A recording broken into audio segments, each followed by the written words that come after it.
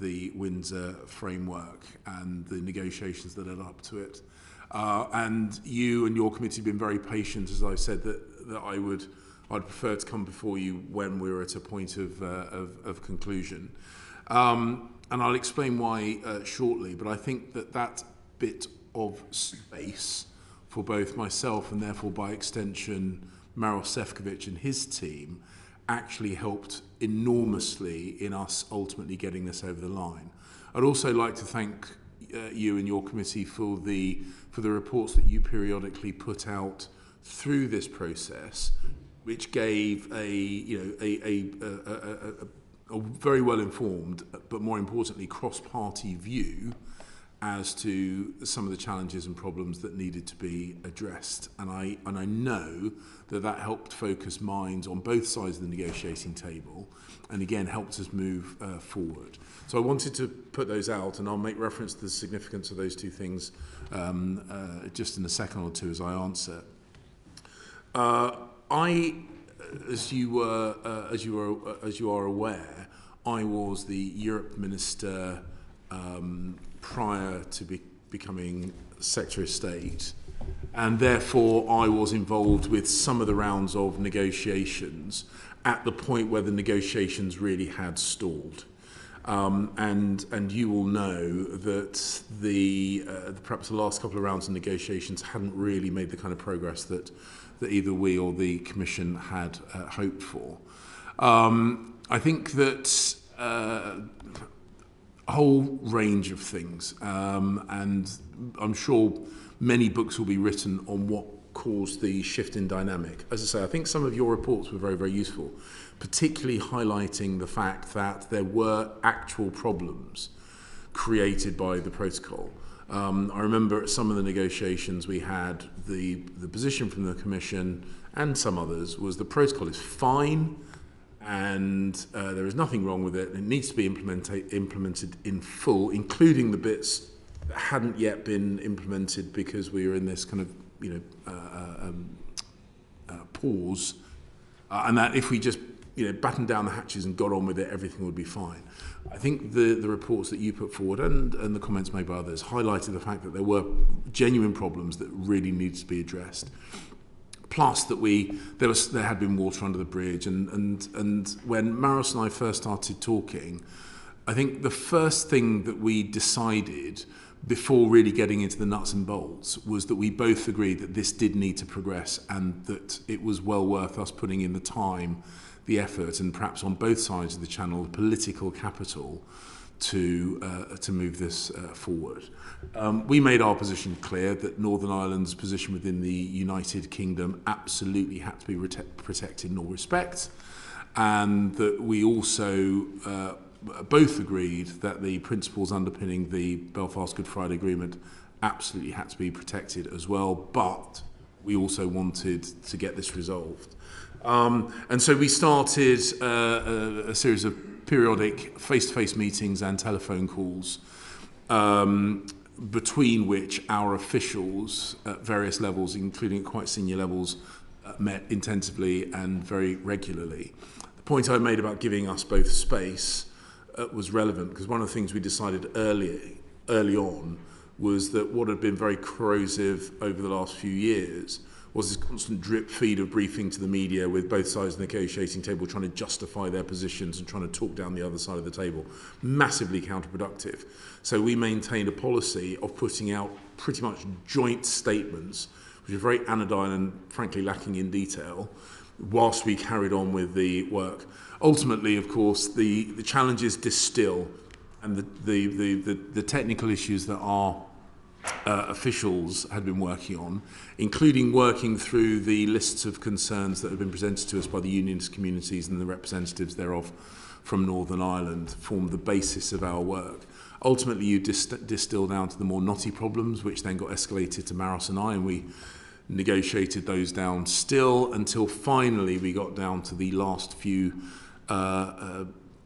very contentious, politically difficult issues, including some of the points around the Stormont break and various other bits and bobs, which ultimately then had to be escalated to leader level, which was when the Prime Minister and Ursula von der Leyen worked together on those final few really quite difficult and contentious issues.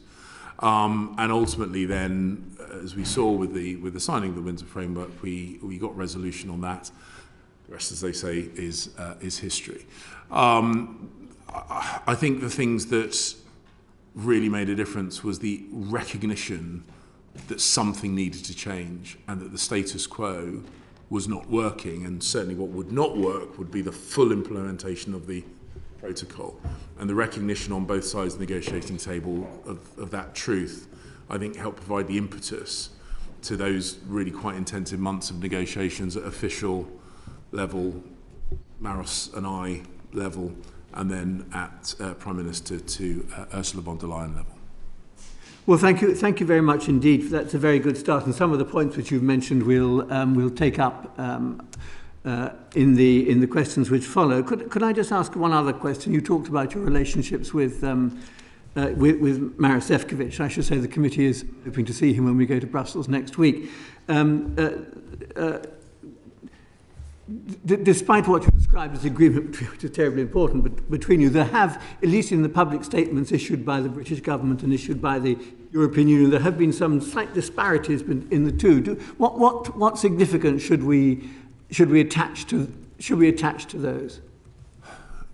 Well, I think that on the substantive elements of the agreement, we are absolutely as one. I mean, it is inevitable that when you're explaining what is quite a broad range and detailed set of procedures, circumstances, that different audiences will want to focus on different elements and will be particularly concerned about different elements. And whilst the underpinning message remains consistent between the two counterparties, the areas of concern of our respective audiences will vary. And unsurprisingly, therefore, when the UK is explaining the agreement, we focus on the areas where our audience are most interested.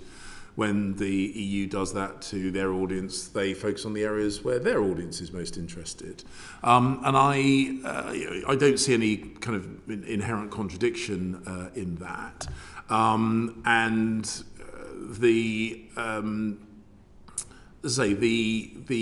The arrangement that we made was designed to kind of square a circle. And I think this is the challenge that we had in the past, is that we were focused initially on, from the UK's point of view, ensuring that Northern Ireland was fully and properly and permanently secure as a part of the United Kingdom and with its rightful place within the UK internal market. The Commission very, very concerned about the preservation of its single market, and that's where we had those kind of points of difference. I think what we sought to do through this was to turn what had been a conversation about theoretical problems into a conversation about practical problems and how we might resolve them. And that's I think where we've ended up, which is accepting on both sides a degree of theoretical risk that we think is very manageable in the real world. And I think moving from protecting against theoretical risks that might never crystallize to practical risks that can actually be mitigated, that's what helped us shift and ultimately get a deal over the line. Well, thank you very much for that. Let's move on to some of the more substantive questions. Lord Hayne. Thank you. Lord Hayne's online. And you're very welcome, and we appreciate your time with us. Can I also begin by congratulating you personally and the Prime Minister on rebuilding some trust with Dublin and Brussels, which had broken down, and the proof of the pudding is in the eating, in the sense that you delivered an agreed Windsor framework.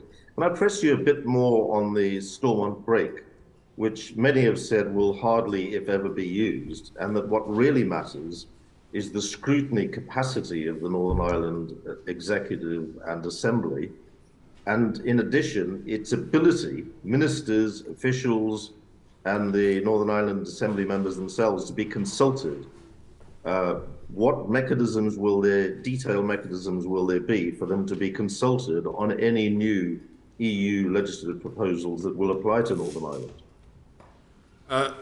Lord Hayne, thank you thank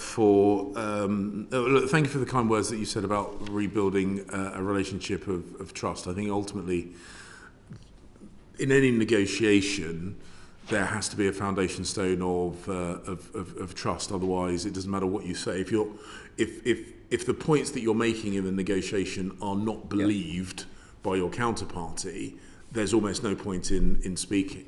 And of course, it was about trust in Ireland and in the Commission, but also, for me, and this is one of the points that I made very, very strongly when I went to Northern Ireland with the Secretary of State for Northern Ireland, is we needed to rebuild trust across all the communities in Northern Ireland themselves, civic society, the political community, and the business community as well. Because I've always regarded this as a three-legged stool, and it doesn't work if you don't have trust in all three of those pillars. So I think it's very, very important we make that point as well. The Stormont break is an incredibly important mechanism. It's a unique mechanism that the Stormont has that isn't replicated in any other part of the UK because of Northern Ireland's unique relationship with Ireland and therefore by extension the European Union. And it's done to specifically address that democratic deficit. Ultimately, the arrangements like the Windsor framework or any other arrangements are done from the UK-wide government with a counterparty.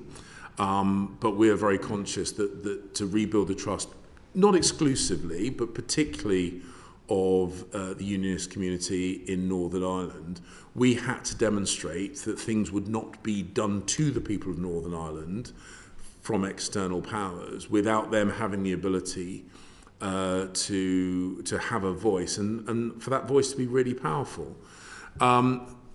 You say that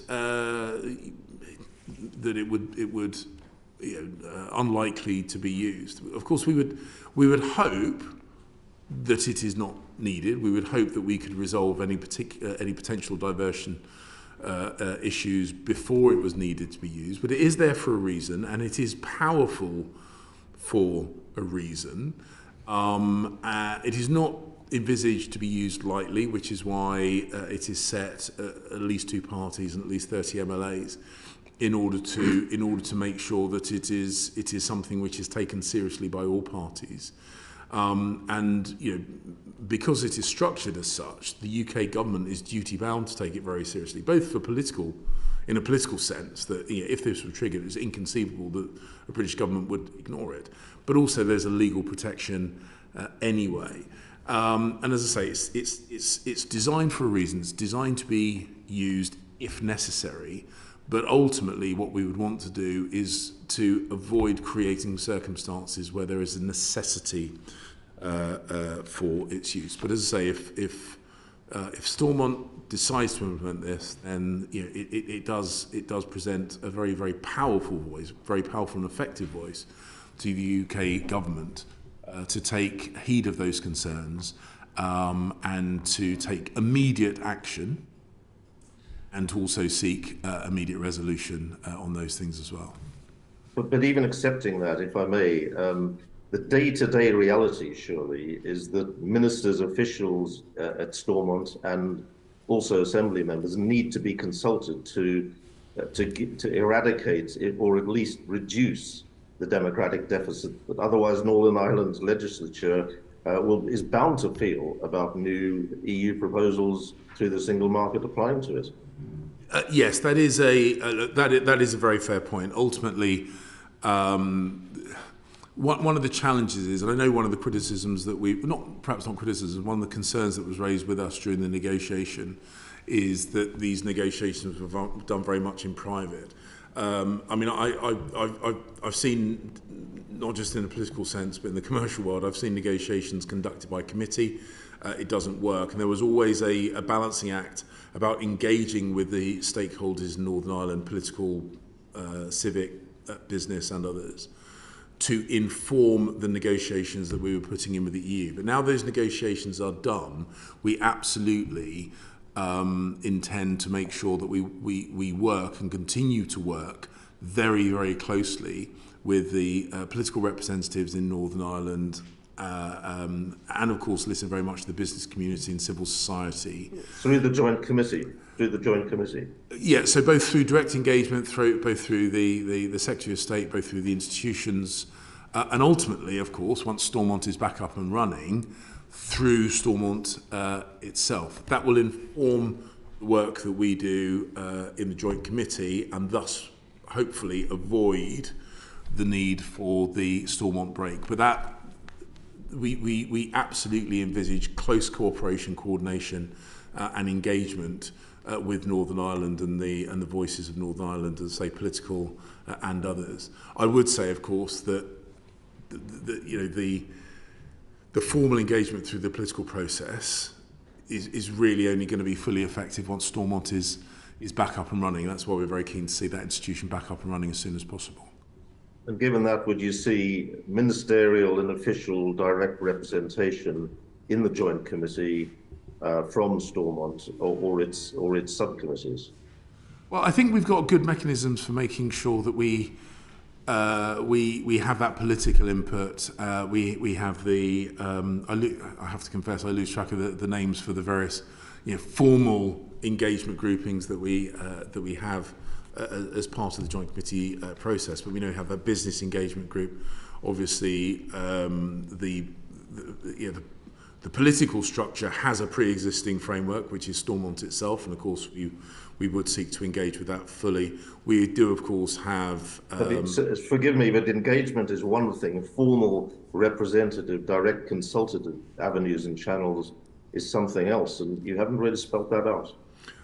So yes, we do. Look, we have committed to having the First Minister and the Deputy First Minister formally at the Joint Committee to be that voice of Stormont in the work that we do with the Commission. So as I say, that once Stormont is up and running, that provides the natural and right conduit for the voices of the political structures in Northern Ireland to feed directly into the processes.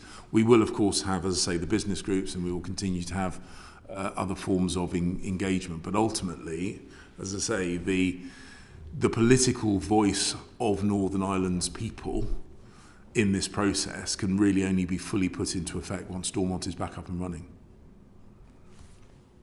Thank you. Lord Chair. Thank you. Lord Dodds, question, and then Lord Godson. Lord Dodds. Thank you, Lord Chair. Could I ask just on the Stormont break issue, surely a role for a legislature is more than just saying no to something that's presented to it, especially when it comes to the area of a whole host of laws on the most important areas of the economy.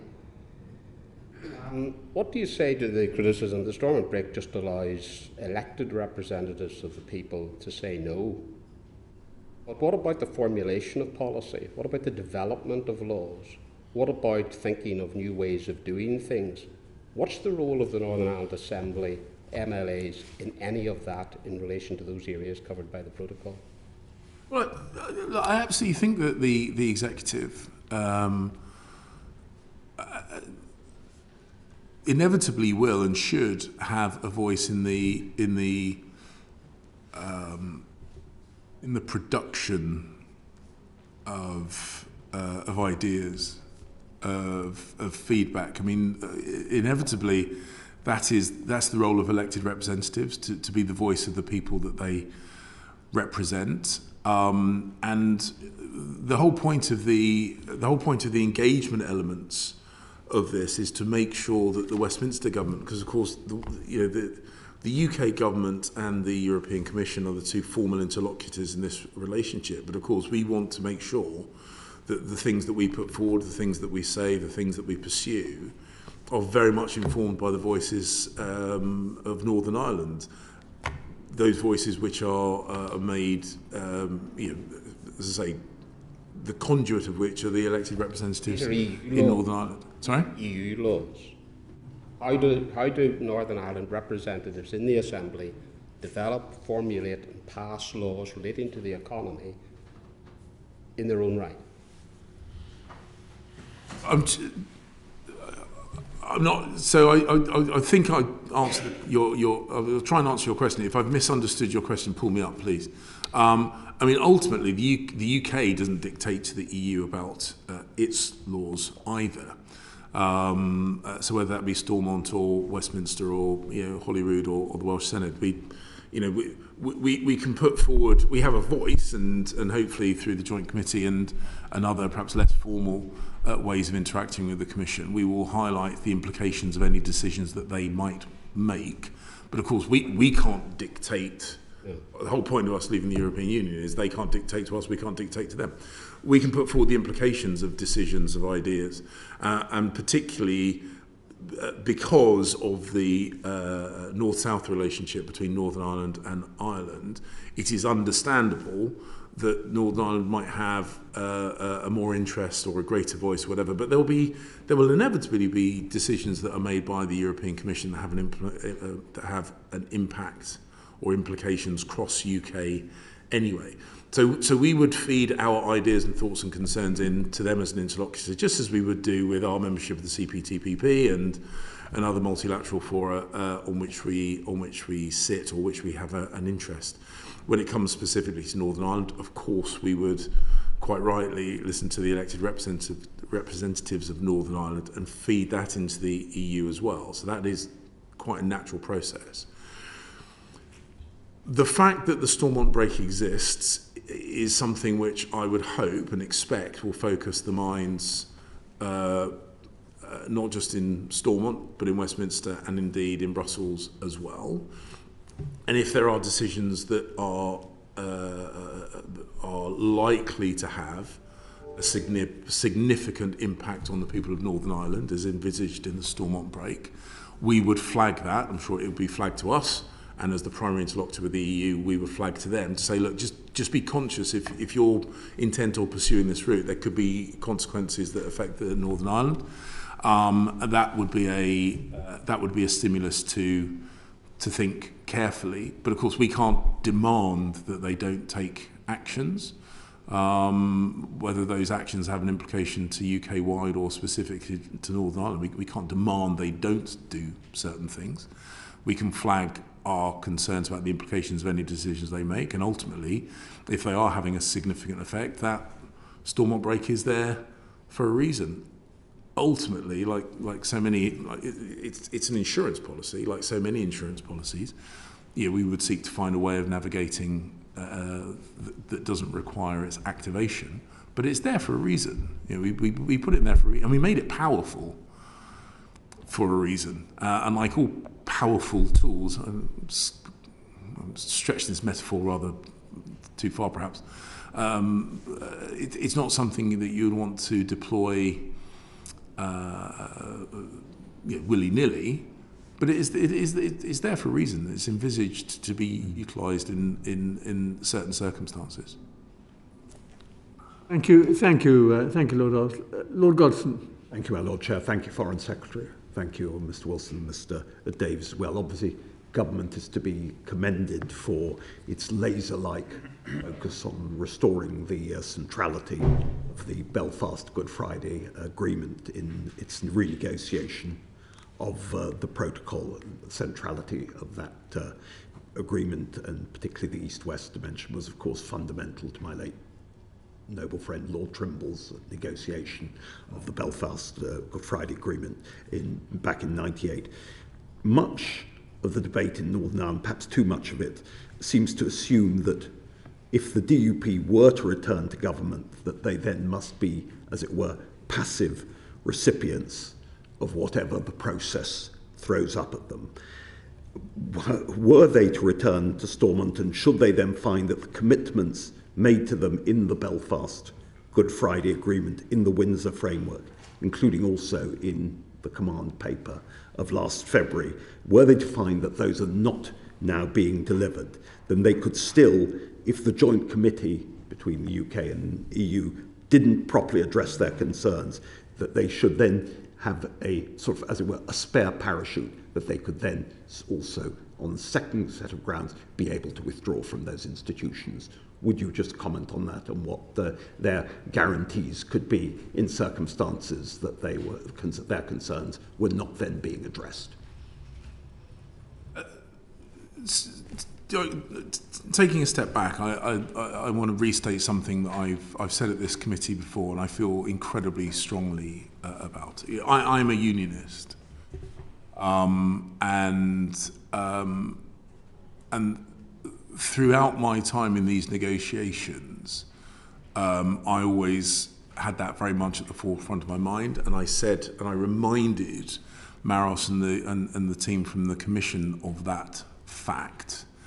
I made the point that none of us can pick and choose, none of us should seek to pick and choose which bits of the Belfast Good Friday Agreement we wanted to protect. You either protect all of it or you protect none of it. And our duty was to protect all of it, which meant that it wasn't good enough to say the north-south bit of this is working fine, so let's leave well alone. Because I had spoken both to members of my own party from Northern Ireland, from other political parties in Northern Ireland, and to individuals, people who describe themselves as unionists, but not particularly affiliated to any unionist political party, who were all telling me that the east-west bit of this mechanism was broken and was causing real problems in the protection, the preservation of the Belfast Good Friday Agreement. And the point I was making during negotiations is we either fix both the north-south and the east-west, or the whole thing is not working. And that required some really big practical steps. And I had that at the heart of every conversation, and I've said that we cannot dismiss the concerns of unionists in Northern Ireland. I'm not going to turn around to unionists, whether they be in my party or other parties, and say, look, suck it up. Your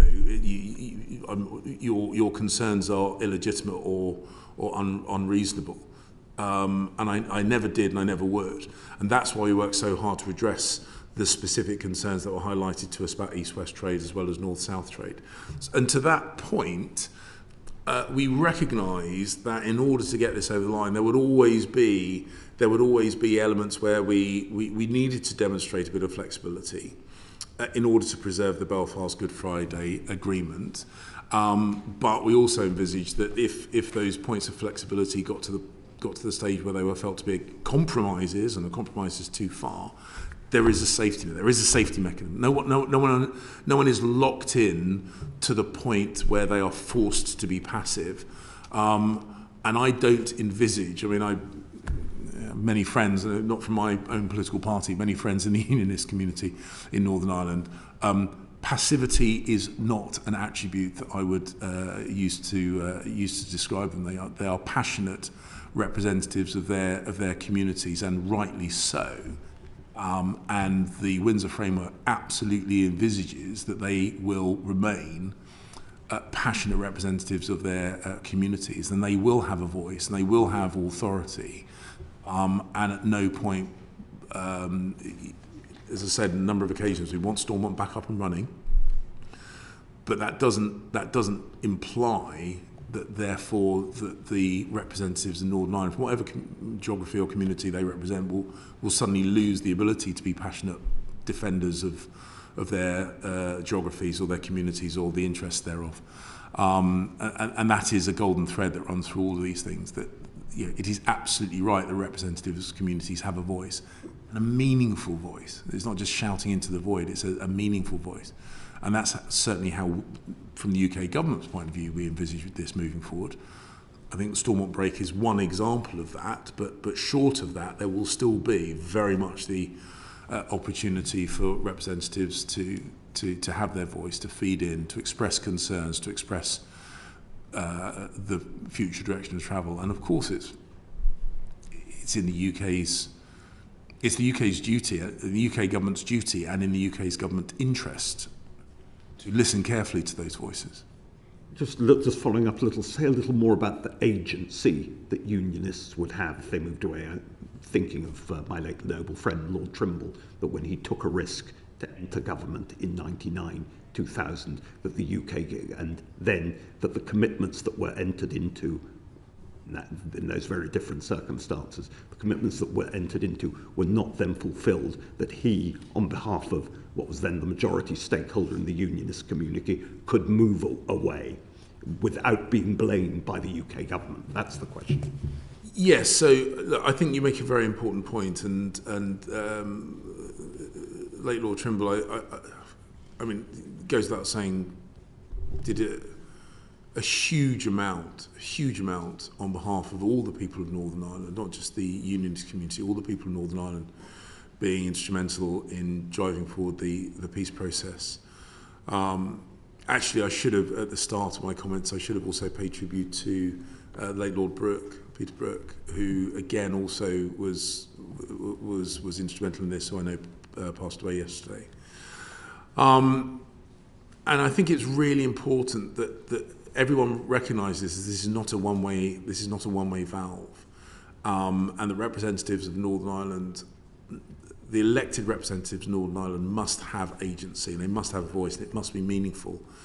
And one of the points that I've made regularly to people internationally who have an interest and were expressing their views on Northern Ireland, particularly those that invited me to condemn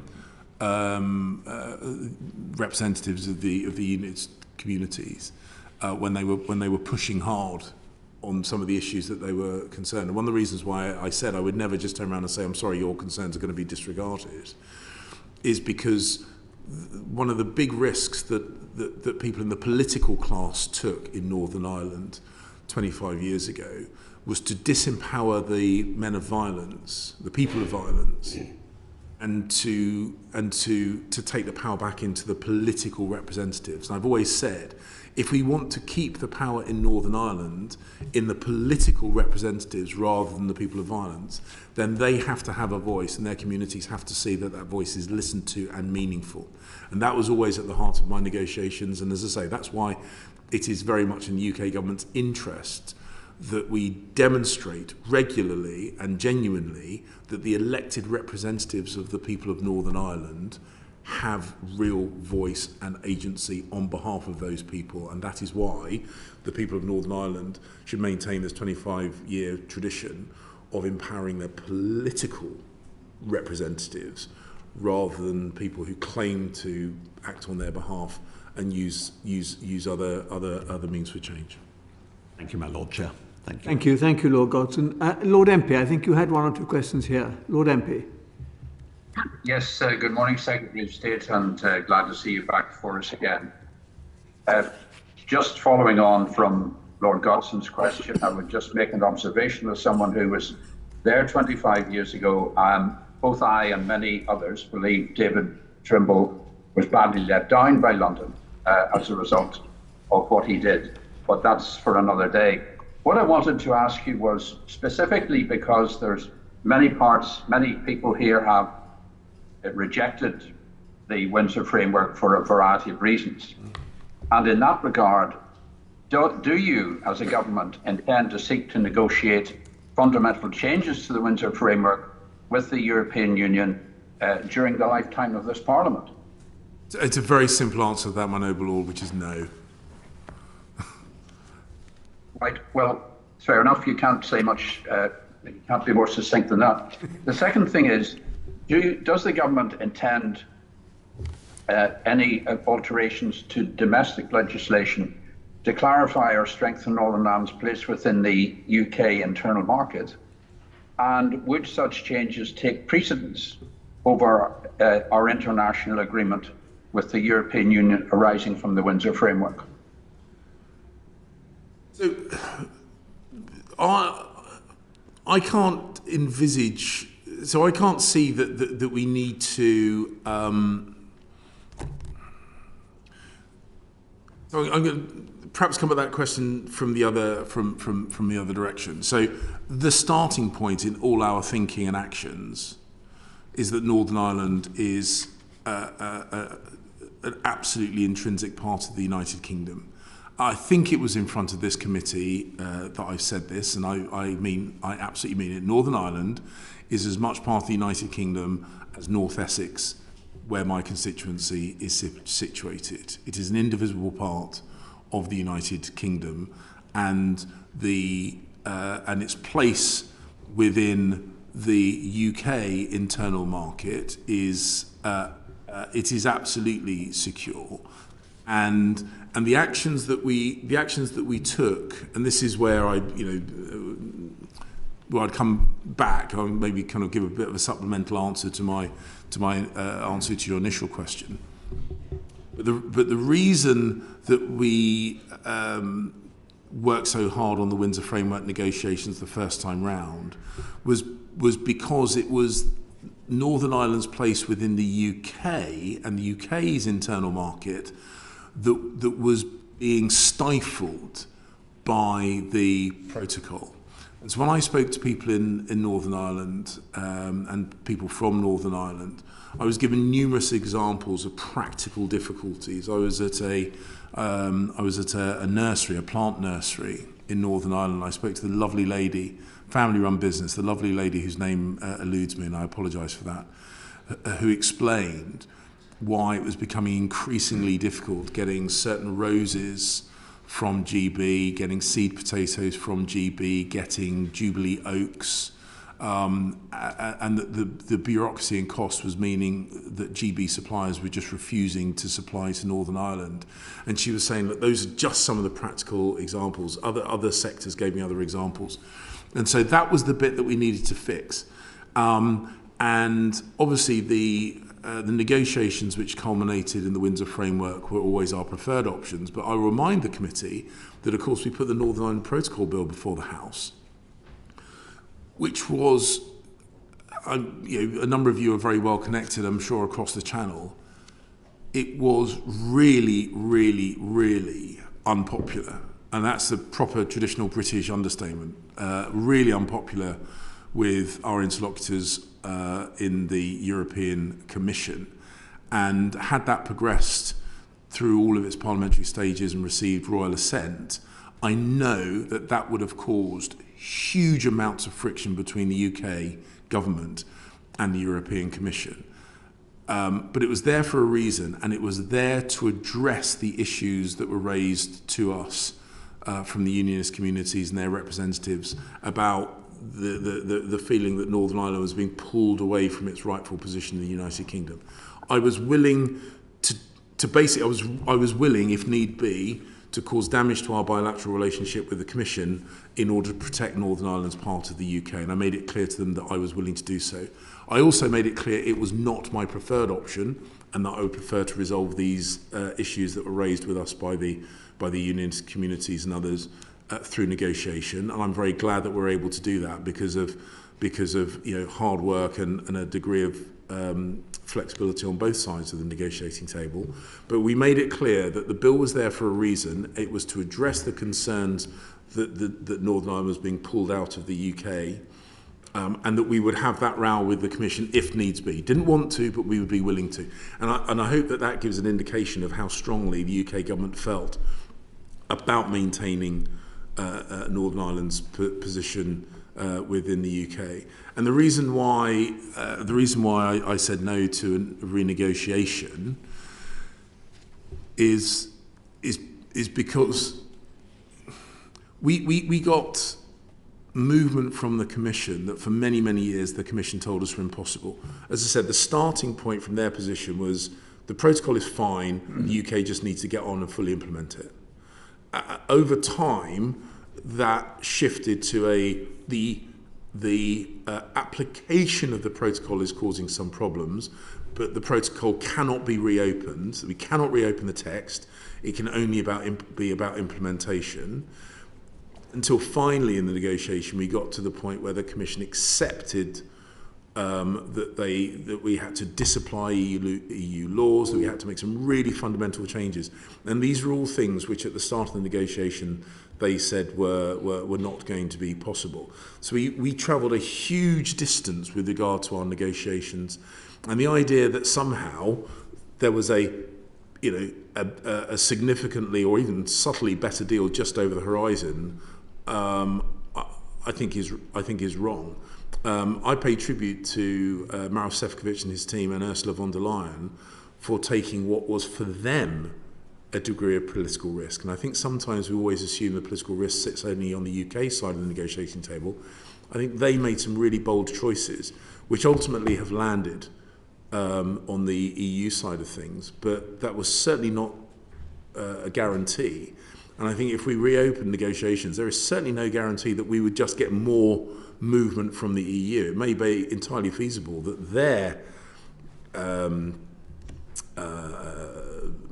hinterland would say, "Oh, hang on a second. If you're renegotiating with the Brits, we want you to negotiate this thing back off of the table."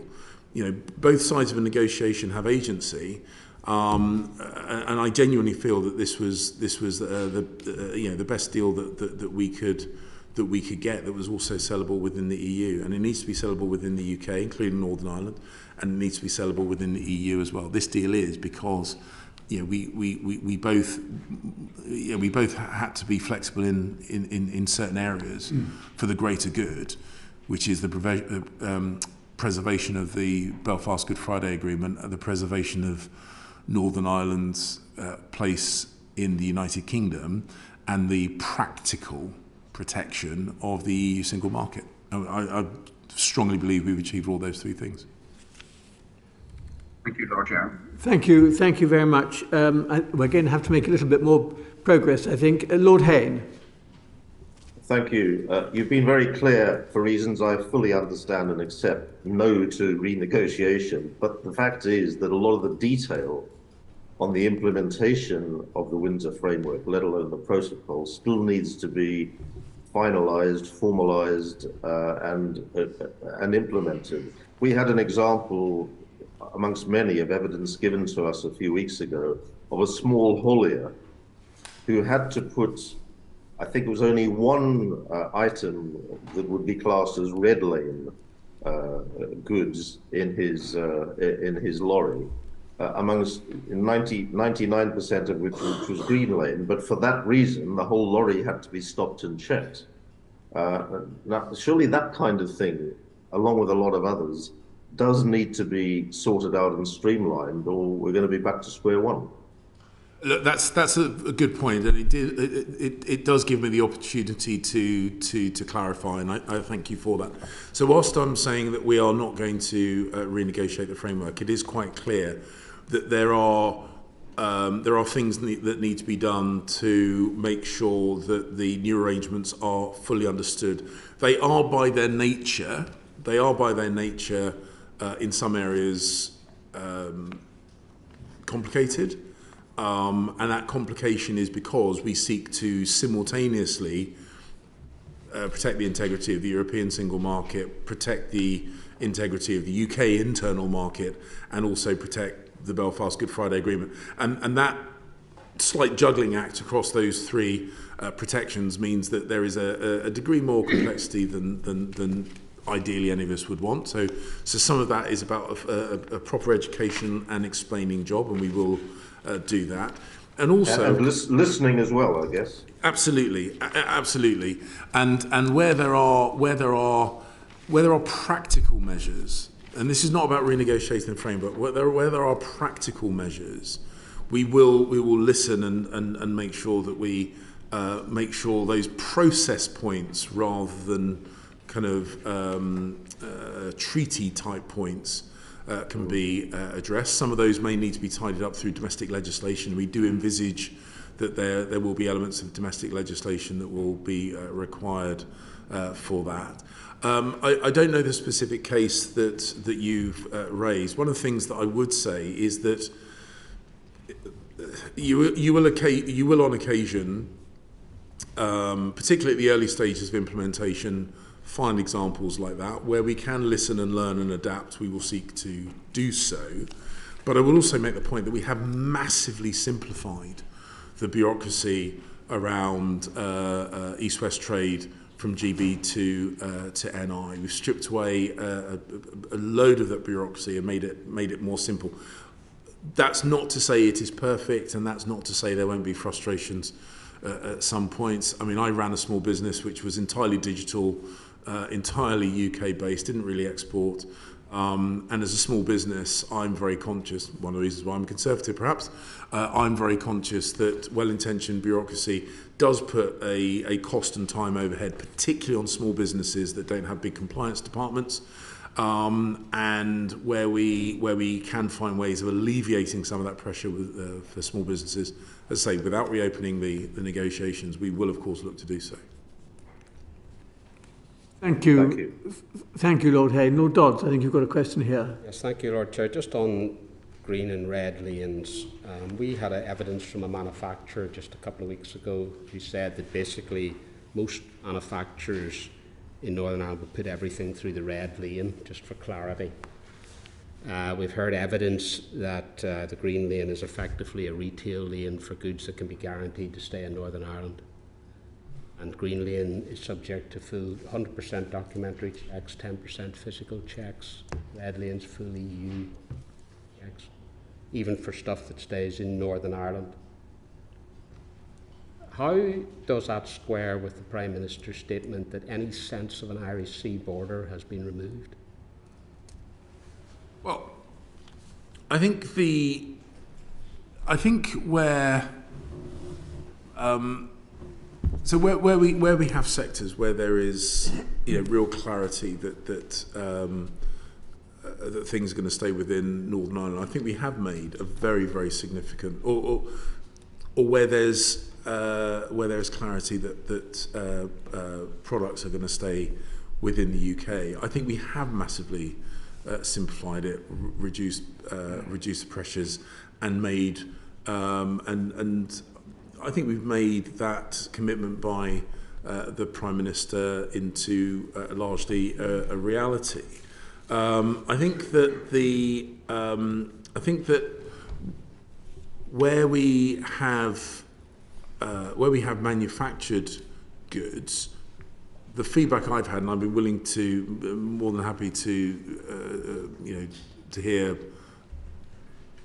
examples to the contrary, is that in many instances those manufactured goods tend to move quite freely within Northern Ireland and Ireland, so within the island of Ireland, and therefore that's why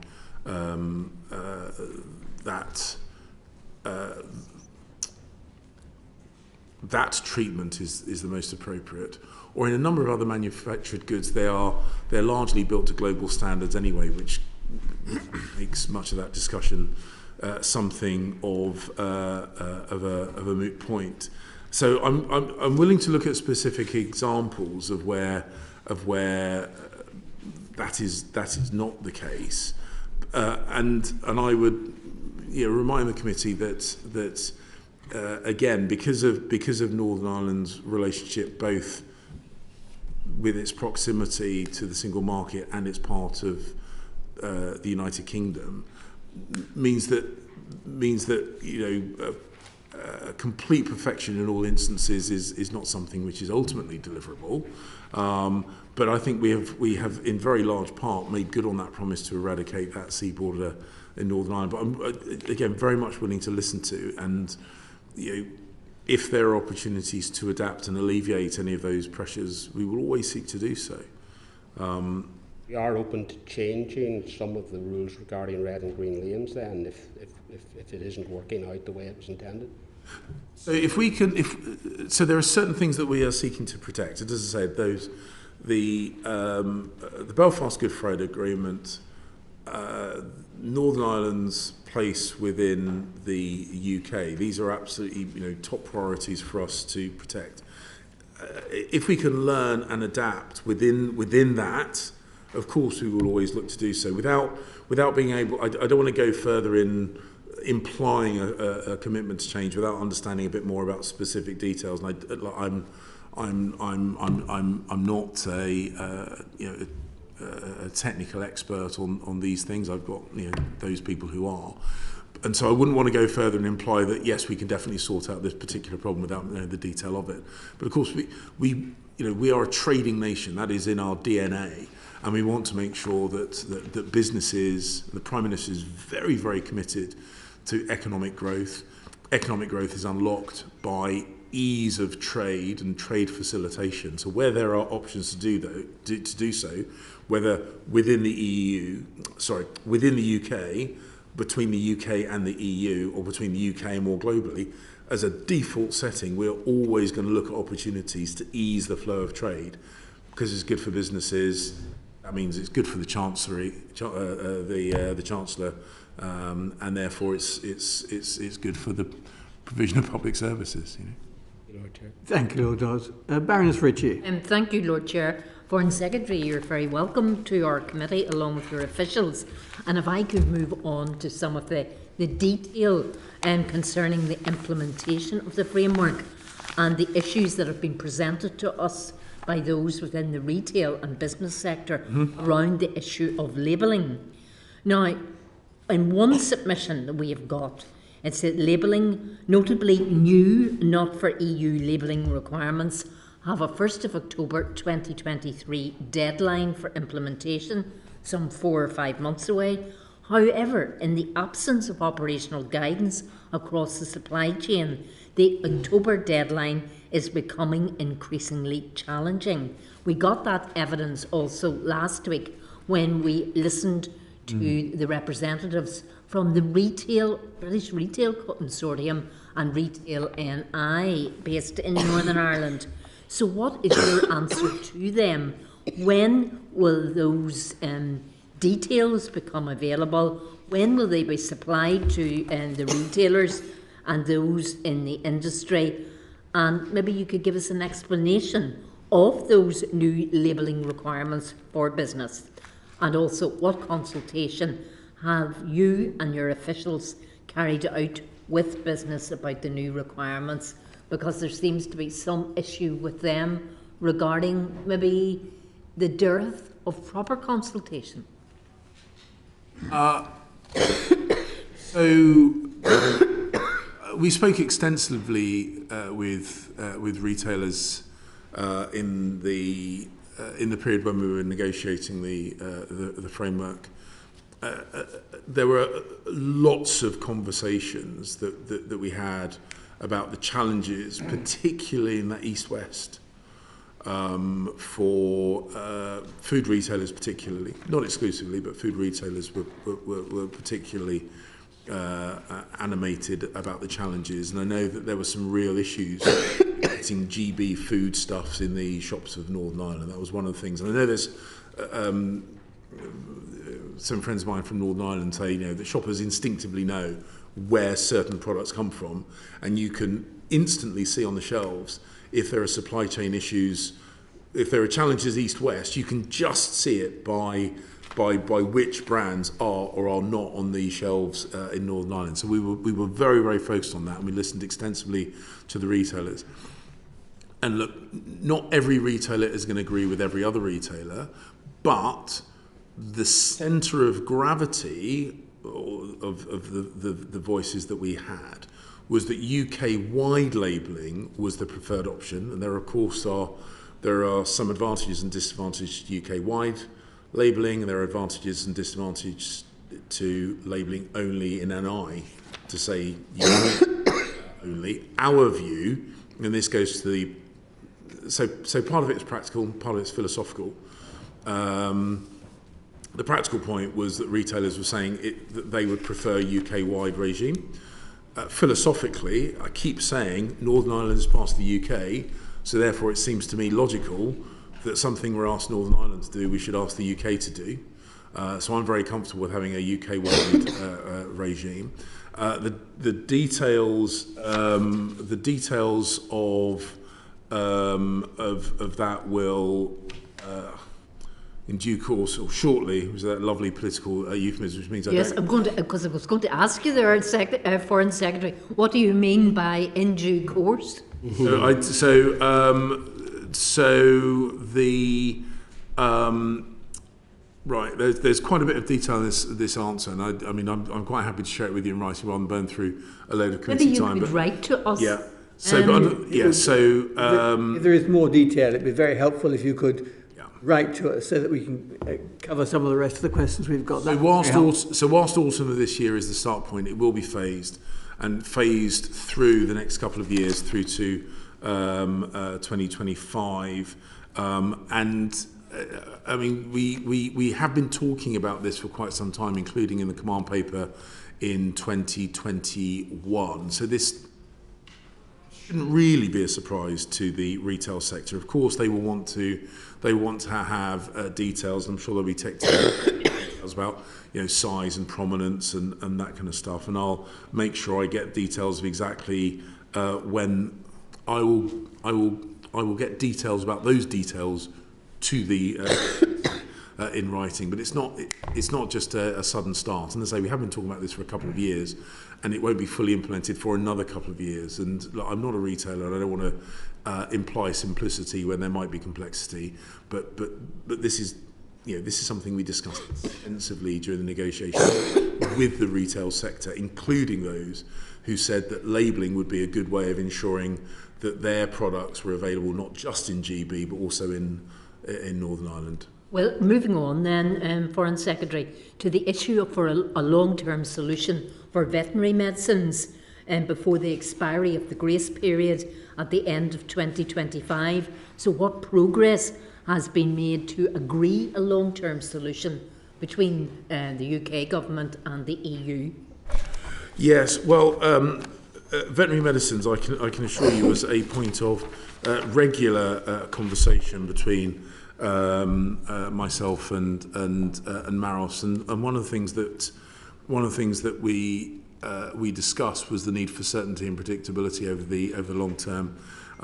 This was one example, like a number of others, where the kind of interim measures, kind of sticking plasters solutions, were okay as far as they went, but they really didn't provide the kind of certainty. So we've got a 3-year protection which covers us for the short term, provides some degree of certainty, and we recognise there does need to be a permanent solution to that. We are not quite there yet, I'll be honest with you on that, but this is one of these areas where we do continue to work closely with the European Union, and the point that Lord Hayne made about having a better, more trusting working relationship with each other.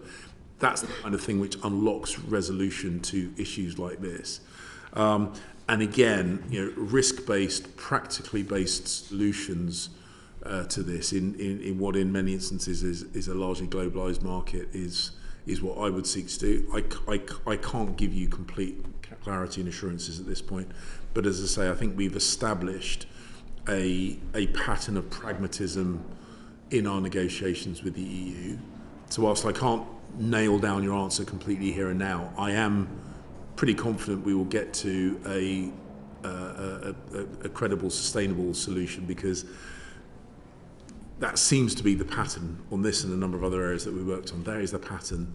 Well, maybe, Lord Chair, and through you, the Foreign Secretary, it may be useful if either you or your officials could provide us with an update before we complete our report. That would be very helpful.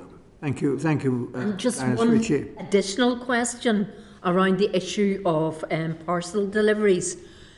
Foreign Secretary, you very clearly confirmed today that the Windsor framework was not subject to renegotiation, but to what extent do the Windsor framework's arrangements concerning parcel deliveries, plants, seeds, machinery and trees resolve the problems that people encountered in the protocol, and do they leave any issues unresolved? Well, as I say, we did listen very, very carefully to both the general concerns, particularly of the unionist communities in Northern Ireland, but also a number of bodies and representatives put forward actually really quite granular issues in some instances that needed to be addressed. And we really worked through those things methodically, including, for example, I've used the example already of Jubilee oaks, of seed potatoes, of certain other plants. Those were very much in my head because I remember the conversation we had with the lovely family business.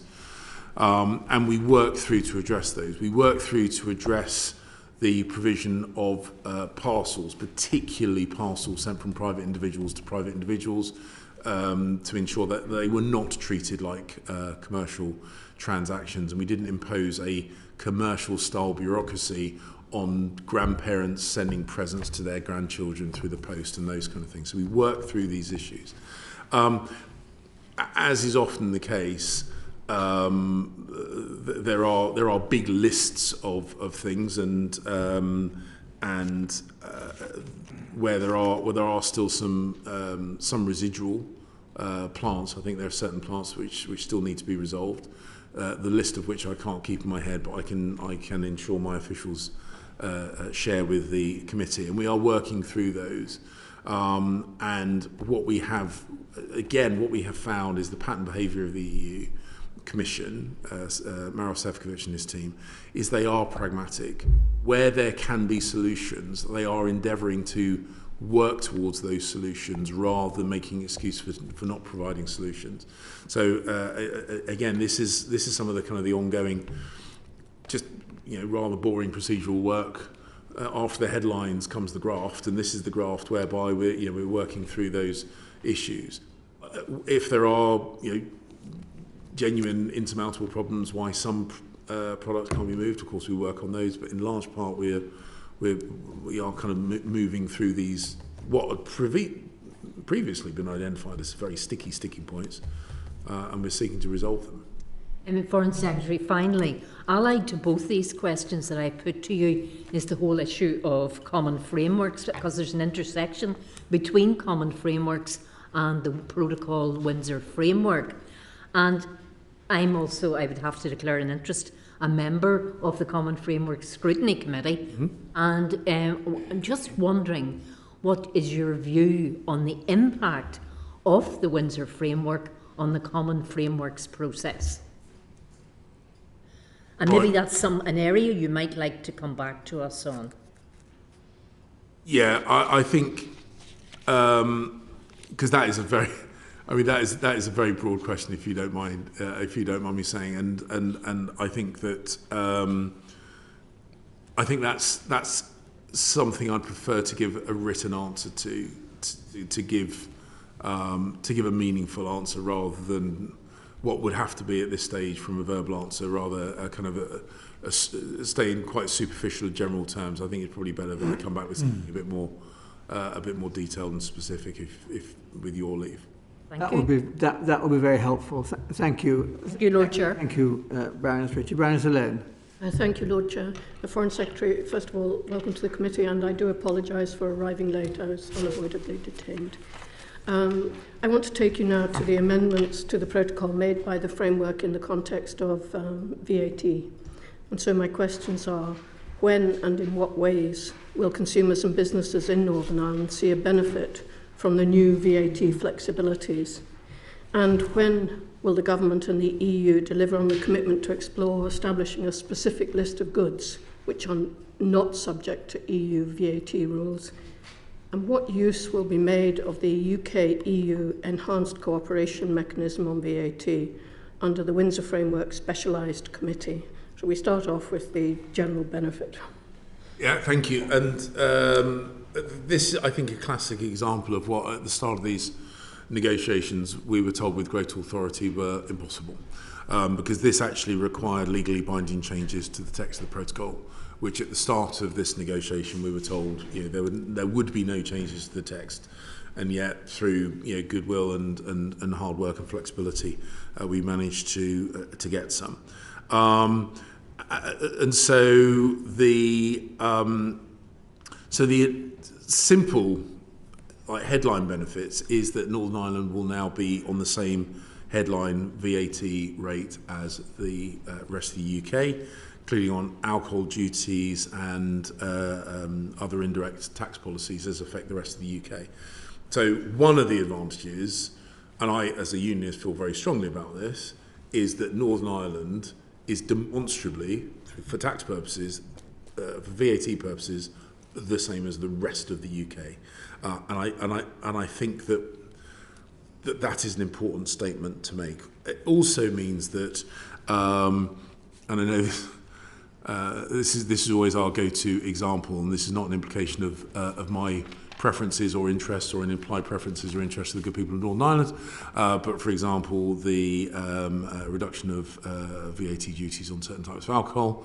I'm very pleased about that, and I'm sure others are, and that is now universally applicable across the UK. And the other thing, actually, probably a bit more seriously, is as we move towards more sustainable more sustainable energy generation generally, and domestic energy in particular, the tax incentives or the tax treatments that we apply to those renewable and energy saving products are also now applicable to the people of Northern Ireland as well as the rest of the people of the UK. I think those things are very, very important. And actually the other thing, and this is a little bit more ethereal at this stage, is that future decisions on alleviating tax treatments will now be universally applicable. So it's not just what is already in the package, but other things that we might seek to do in the future of the UK government will also now have that positive effect on the people of Northern Ireland. I'm also reminded by my notes here that the second-hand car market will receive support as well. When do you think we might have a list of goods not subject to EU law? There is a commitment to explore establishing that list of goods. Are you saying that that's sort of underway, or?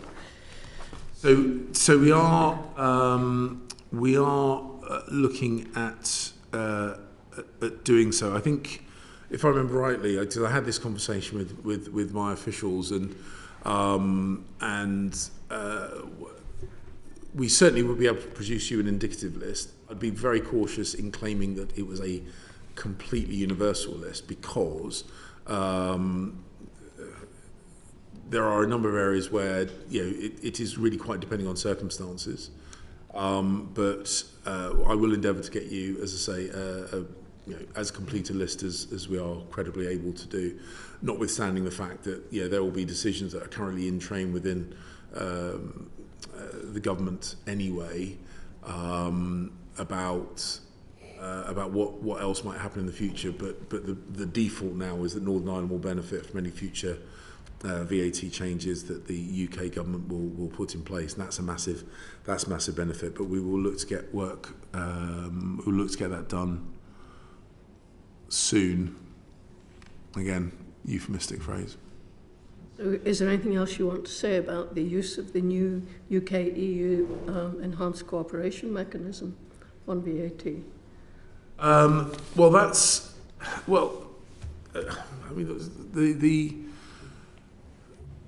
For me, the really important bit is the consistency across the whole of the UK. I mean, for me, that's the really big headline. I mean, because there are specific benefits, and I'm very proud of those. But as I say, as a unionist, for me, the thing I'm most passionate about the fact is avoiding, as far as possible, differential treatments, particularly when the differential is detrimental to Northern Ireland. Northern Ireland were missing out on government initiatives, and that differential will now be removed, and I think that's incredibly important. Thank you.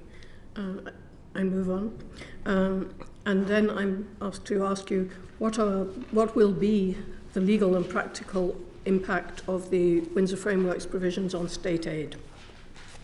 Yeah, so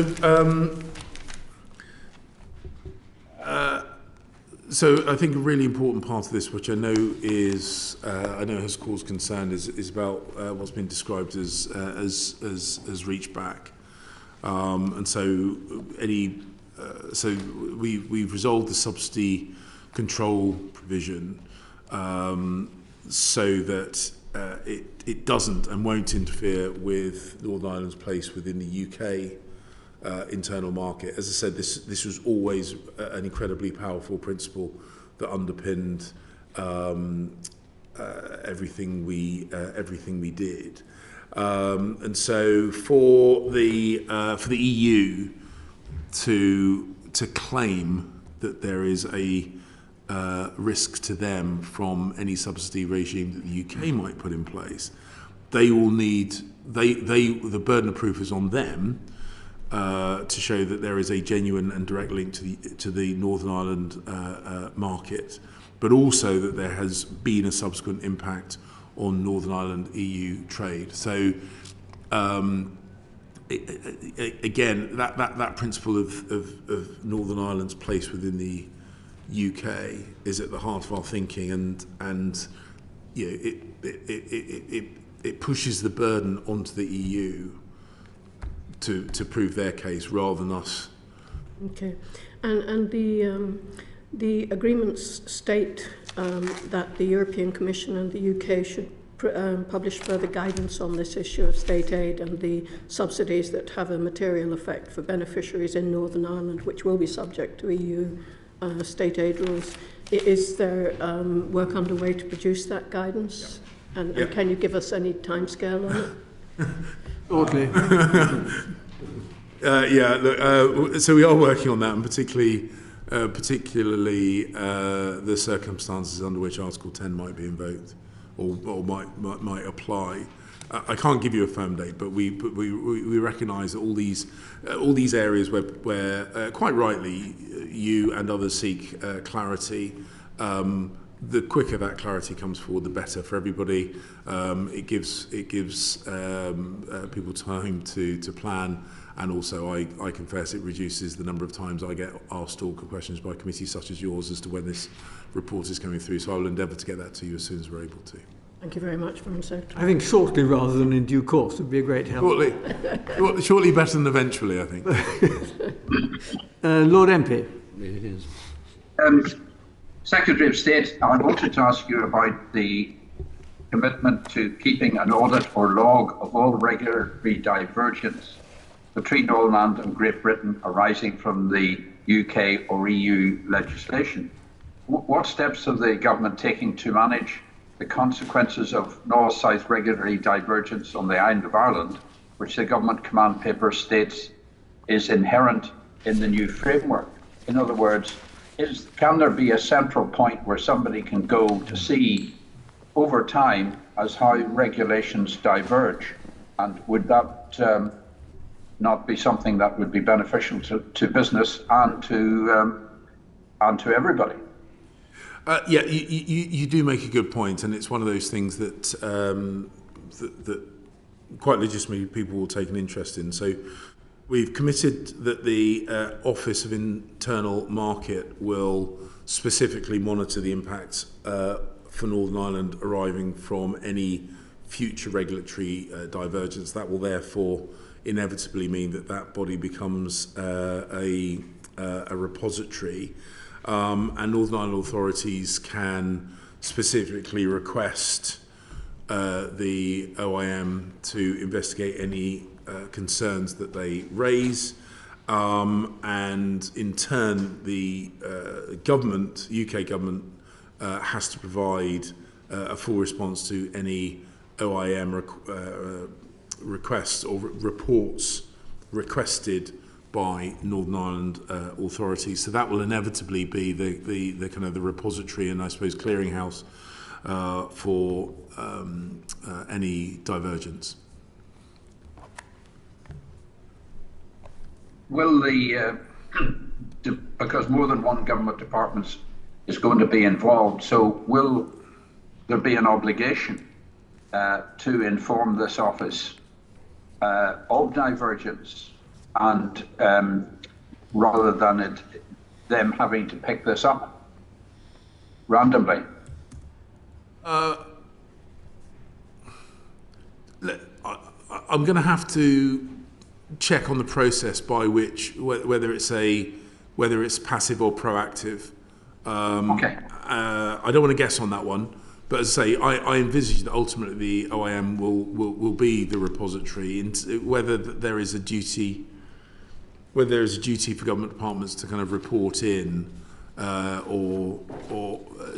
so as it stands at the moment, it would be viewed. I would be viewed that requests would come in, they would be logged and held at the OIM. Again, I'm cautious of committing proactive reporting to the OIM because, again, this is one of these things where colleagues across government get terribly upset when one Secretary of State permits their department to do a whole load of work without checking on the resource implications thereof. So I wouldn't want to make that hard commitment at this point. But as I say, that's where I envisage it would sit. And I will check to see whether there is a process for proactive reporting rather than reactive reporting.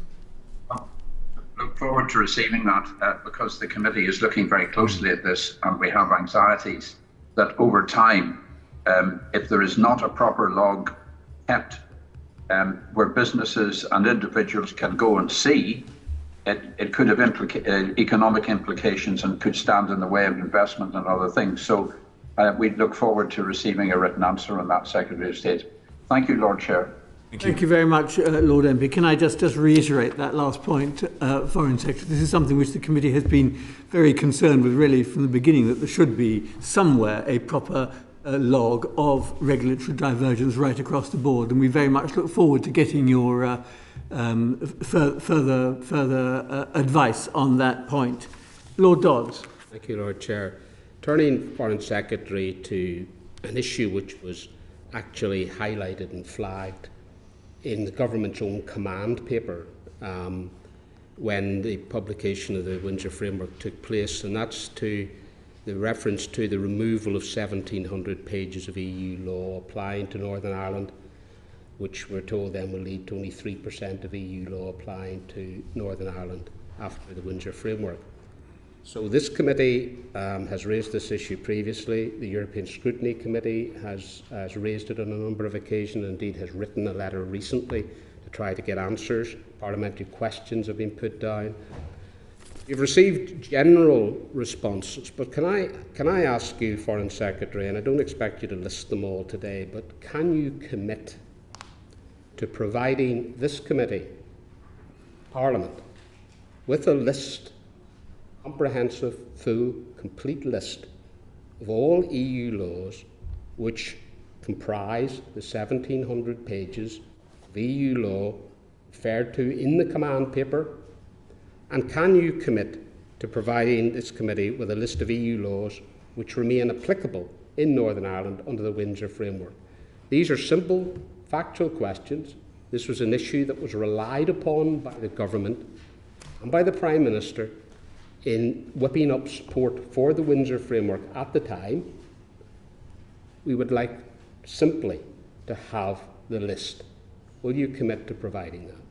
Well, I looked at the commitment that the Secretary of State for Northern Ireland made on this, and I understand he has written. Has he written to this committee, or yes? It's I believe he had written to Sir William Cash's committee, and I understand that your committee has been given an example. A copy of that letter, and obviously I'm not going to go further than the commitments that he has made on this. But I think it's worth again. I made this point with regard to tax treatments. I think it's particularly the case with regard to this, that some of those disapplications are circumstantial, so that it will be in certain circumstances there'll be a disapplication. So it's not quite as simple as just an A to Z list of things, but there has been a very, very, very significant disapplication of EU laws when it comes to the Windsor Framework. And you're right that we relied on that very, very heavily, and the reason we did was because, as I reminded the committee at the start of this process, we were told that these things were not up for negotiation not up for change. And we secured through negotiation very substantial disapplication in a whole load of areas relating to what is the UK's internal market. And in the small number of areas, the modest number of areas where it still exists, it's specifically because of the interrelation between Northern Ireland and in Ireland.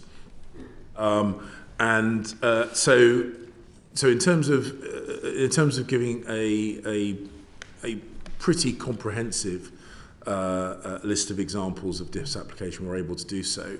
The reason I hold short of giving a simple yes is where you say that bit about a full and complete list, and it's that last little bit which is the tricky. So we can give I would say a pretty comprehensive list, which give a strong indication of areas, but there are a number of areas, particularly when it comes to the functioning of the red and green lane, which would be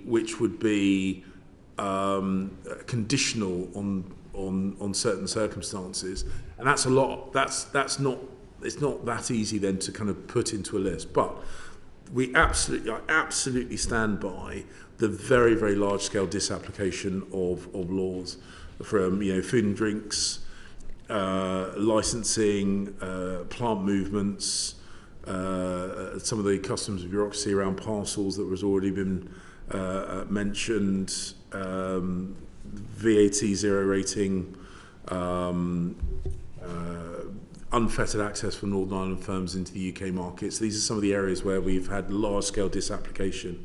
And that, as I say, I can provide a pretty comprehensive list of examples, but I wouldn't want to say this is the absolute be-all and end-all, because there'll be circumstances where we actually discover that disapplication happens. Foreign Secretary, with respect, I've listened to what you say, and again, it's full of generalities and examples. But it wasn't anyone other than the government that put in a command paper the reference to 1,700 pages. Somebody counted those 1,700 pages. Somebody has those 1,700 pages. Why won't you give us the list? Is it the fact that you're afraid to give the list and refuse to publish them because you are afraid of the criticism that might come forth then as to those that remain in force in Northern Ireland across the economy there? What is the only other reason for not publishing it? Surely your refusal to publish the list, it only gives rise to the suspicion that you're trying to hide something. The point about it is that if you decide to make a big thing in trying to sell the Windsor framework of the disapplication of law, why do you descend into generalities and examples? Why not give us the list? Let us examine it for ourselves so that we can make an assessment of these issues. I fail to understand why both yourself, the Prime Minister, Secretary of State, and various ministers, in giving answers to parliamentary questions, will simply not come clean on the specific issue, a figure and a reference, which is made in a command paper of His Majesty's government. I am very proud. The implication of your question is that we got something high. Far from it. Far from it. Remind the committee, the starting point of this was that there was going to be 0 pages of disapplied law. That was where we started with the negotiation. 0 pages with 0 disapplications. That's where we started on this. What we have accomplished through this negotiation is very significant levels of disapplication across a whole range of areas. The letter that my Right Honourable friend, the Secretary of State for Northern Ireland, sent to Sir William's committee gives pages of examples across a whole range of issues. And I remember being at the starting point of this process told with great certainty that it was a fool's errand to try and get any disapplications at all. And that, you know, when we gave that figure of the pages of disapplications, if anything, as I said, that was erring on the side of caution, because there will be examples of disapplications which are based on circumstances which are quite difficult to list, and the explanation of that is in the Secretary of State for Northern Ireland's letters to Sybil's committee. So far from saying that we are embarrassed, the opposite is true. I'm very proud of the fact that there are thousands of examples of disapplication. Over 1,000 pages just on food and drink, for example. So if your starting point is, you know, you think it's short of the 1,700. Just want to know what they are. Well, as I say, I mean, my right honourable friend's letter, right honourable friend's letter gives a much more detailed examples than I can give in a verbal answer to you today. But the point is, it started at 0, and we've got it well up. We've got it up, as I say, and I think that we should not lose sight of the fact that at the starting point it was 0 pages. And I'm incredibly proud of the fact that we established the principle that we had disapplication, and then we're able to get such widespread disapplication across a range of areas where people told us, particularly the unionist community in Northern Ireland, told us it was making a detrimental impact on their lives, on their businesses, their livelihoods. So I'm very, very, very proud of what we achieved, and I think that this is way beyond the expectations of anyone that we spoke to at the start of the negotiating process. Lord Chair, we'll keep trying. Okay. I have no doubt. Lord Thomas. The starkest difference between the EU interpretation and the UK interpretation of the framework is in relation to the Court of Justice of the European Union, because the EU has said there's no change to the role of the Court of Justice. The Court of Justice remains the sole and ultimate arbiter of EU law, and the UK government says that there have been changes. The UK's veto in the Joint Committee can only be challenged through independent arbitration mechanisms, and not the ECJ, removing the ultimate authority of the ECJ in areas in which it would affect day-to-day lives. So on the one hand, no change. On the other hand, the UK side, well, we got rid of the ECJ. What change will be made to the Court of Justice of the European Union's role under the framework? So, and I don't want my answer to appear confrontational, but in your question, you have blended two fundamentally different issues. So we have always recognised, the PM's recognised, that when it comes to EU law, the CJEU is the ultimate arbiter of their law. When it comes to the issue which is often discussed, which is the application of the Stormont break, that will be done by an international arbitration in the same way that trade disputes are often resolved anywhere around the world. And they are fundamentally different things. So for the EU stuff, the EU's body, the EU's legal structure does the EU stuff, just as for purely UK stuff, the UK legal process deals with purely UK stuff, and on the that area on that Venn diagram where there is crossover, where the Stormont break is applied, then international arbitration will be applied to that.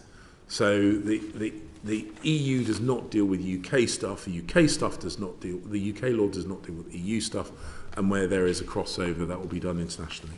These arbitration mechanisms that are in the withdrawal agreement are always subject to the caveat that if a point of European law arises, the arbitrators will submit that to the European Court of Justice. Yeah, but is there any change in that? Yeah, but that's different to the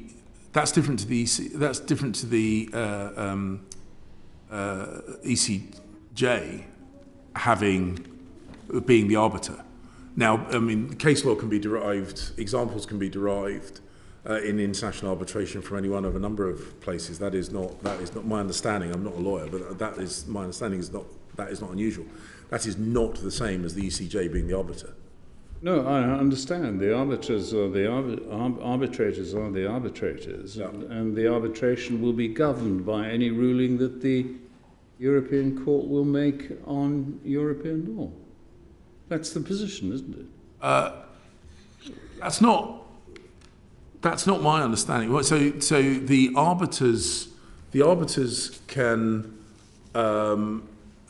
take points of international law in their arbitration, but I mean, if we're putting forward our case and and as I say, I'm perhaps drifting into into an area which I don't claim to be my area of expertise, which is international trade arbitration.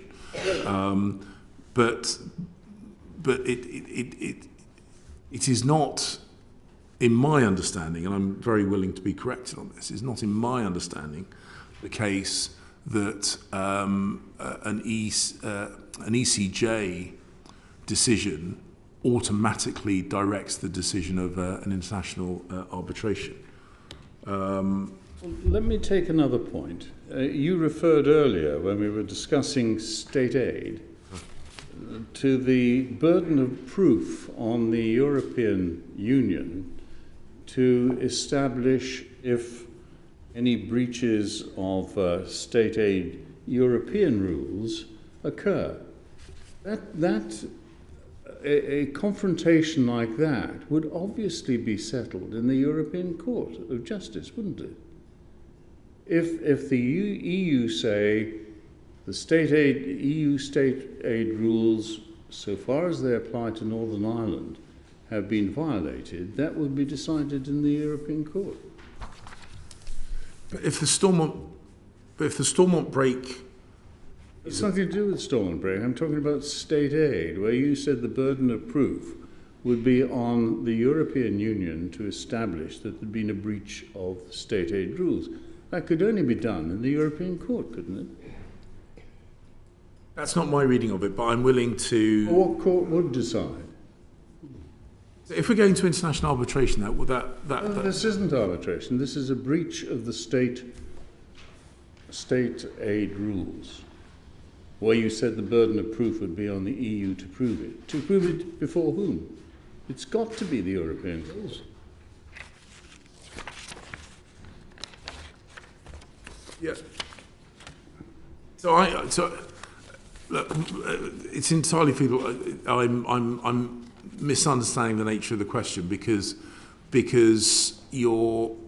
a definition of EU laws, as I said, and we've always said, is decided by the ECJ. Yes. If there is an application which has a detrimental impact on this divergence, then that is an example where the break might be utilised, and in that instance, the decision will not be made by the ECJ. So whilst you're right that the definition of EU state aid rules would be made by the ECJ, if that were causing the kind of problem, and again, I'm willing to double check my notes on this and confirm this if I am drifting off beam. But my understanding is that if any application were to be having a real world and detrimental effect on Northern Ireland, that is the circumstances under which the break might be applied. If the break is applied, then that takes it out with the jurisdiction of the ECJ. That's why I was making the point about the break. So if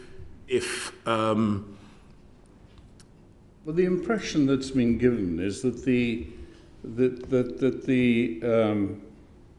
Windsor framework abolishes the jurisdiction of the European Court in important respects. I'm not sure that is what we've ever said. That's what the European Commission think of it.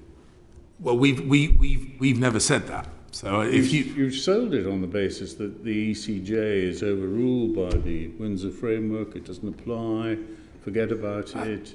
No, I don't believe we have said that, sir. What we've said is that the elected representatives through Stormont and through the Stormont break will ultimately have a meaningful say on anything that affects them. If there are decisions that the people of Northern Ireland and their elected representatives are very, very happy with, and they don't apply the Stormont break, then it is a moot point. But we've never claimed that the ECJ does not have jurisdiction over EU law. We have said that there are a small number of examples where EU law may still have effect in Northern Ireland because of our desire to maintain both the north-south as well as the east-west relationship between so within the UK and between Northern Ireland and Ireland. And what we have said is if that balancing act is causing real problems in Northern Ireland, there is a Stormont break whereby we can address those. The idea that we've ever claimed that we've abolished these things, as you implied in your question, has not been anything that's come from the UK government. If that's people's interpretation, that's not what we have said. As I say, the ability for the elected representatives of Northern Ireland to apply a break is the key. That is the key element, and once that is applied. Right. So you made it clear that the EU are perfectly right when they say that there's no change to the jurisdiction of the European Court. When it comes to EU law. Thank you. Absolutely. Can I just move on to another topic, and that is the engagement of Northern Ireland stakeholders in decisions of European law before they are made. Now, this is the role of the Joint Consultative Working Group, is it not? And you've set up certain sub-committees of the Joint Consultative Working Group. How far have you got with that mechanism to enable stakeholders in Northern Ireland to play a part in the formation of law? I mean, the problem with the Stormont break is that that's saying no after the law's been made, but what we're concerned with is making the law in the first place. So how far have you got with the Joint Consultative Working Group? Subcommittees. So the specialist committee of that working group on the Windsor framework has already met. It was chaired by Mark, and that is to review the progress in the creation of the structured subgroups.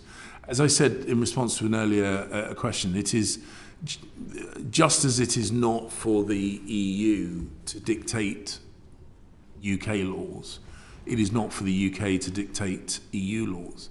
Now, obviously, we would want to feed in the thoughts and opinions of the people of Northern Ireland, both through Stormont and also through the JCWG, and this is to help inform the decisions as they could potentially have an effect on Northern Ireland because, as I say, we wanted to protect the ability for Northern Ireland to easily transact business with Ireland and therefore, by extension, with the wider EU. But as I say, it's not for the UK to dictate to another lawmaking body about their laws. How is the group to operate? Is it to contain civil servants from Northern Ireland, for example, who know what they're talking about? Or will it hold hearings at which stakeholders can give evidence about what they think of a proposal by the EU to bring in a new directive or whatever? I think the composition of the groups will, form follows function. It should be quite Bauhaus in its design. So form follows function. So I don't think there's any incentive for us to be prescriptive or limiting on the composition of the subgroups. So what does that mean? That Northern Ireland people will take part or will not? Well, they will, by definitely. They'll take part either through their business representative groups or their elected representatives. The point is that these groups are designed to harvest the experience and the views of the people of Northern Ireland. That's why they exist, and they are designed to make sure that there's a structured and credible way of feeding views and ideas and concerns into the decision makers on EU law. Well, that's exactly it. I'm asking about the structure. What is the structure? Well, as I say, the structure will, so form follows function. So the structure will be what we view to be the most effective way of harvesting those views and translating those views. So rather than saying, oh, it has to be like this, what we're saying is it has to perform this, and form follows function. So the committee that Mark chaired was looking at the best way of harvesting the views of political representatives, business representatives, community representatives, in order to most effectively feed on. No decision has been made about such a structure. Well, no, because we want to make sure it's effective. So I would prefer to be flexible in its structure in order to protect its effectiveness, rather than be dogmatic about its structure and in doing so undermine its effectiveness. And will this committee be informed of the proposed structure before it is finalised? I would think that's inevitable, yeah. Thank you. Thank you very much, Foreign Secretary. There's one question which we were going to ask, and which we've now run out of time. It would be very helpful if you were able to write to us, is about the implications of the Windsor Framework for the wider UK-EU relationship, and in particular what areas of cooperation can now be accelerated, given that there is agreement on the Windsor Framework. That would be very helpful. There are one or two other pieces of work which you very helpfully said that you would be able to write to us about. One was answer to questions from Baroness Ritchie about plants, and also about the link with common frameworks, which I think you have very kindly agreed to write to us about. You've also agreed to write to us about with a list of goods not subject to EU VAT. That was in relation to another question. And also the role of the OIM on divergence. I know that was something which is very much a concern of the committee as a whole. And finally, I think you promised to send us, and I think I quote correctly, a quote pretty comprehensive unquote list of the 1,700 pages of EU law, and that would be very helpful too. But on behalf of all of us, can I thank you and your officials, but thank you very much indeed for the evidence you've given us. We are 1 minute or 2 minutes over the hard deadline of 1:15, but we're very grateful to you for coming and giving evidence to us, and I declare this formal session of the committee closed. Thank you.